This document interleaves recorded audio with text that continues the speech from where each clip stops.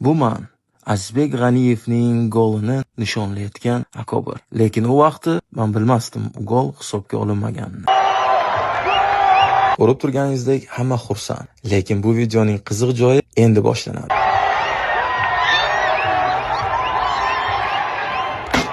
Ko'pchilik telefonimni xursandchiligimdan otib bordim deb o'ylashgan. Men aslida unaqa emas. Yonimdagi muxlis qo'li bilan tegib ketgani uchun telefon bir qavat pastga tushib ketdi.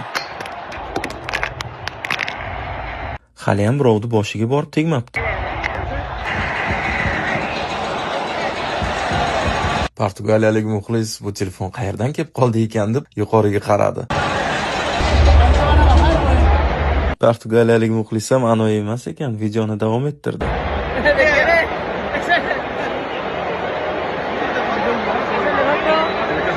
Videoga tushgani yetmaganda yana qo'shimchasiga rasmga ham tushibdi. Menimcha bu rasmga tushgani golni hisobga olmagani uchun tushgan. Asosiysi telefonni qaytarib berdi, yaxshi bolalar ekan. O'yin juda ham emotsiyalarga boy bo'ldi. Portugaliyaga yutqazgan bo'lsak-da, Kongo bilan bo'ladigan o'yinda g'alaba qozonamiz degan umiddaman.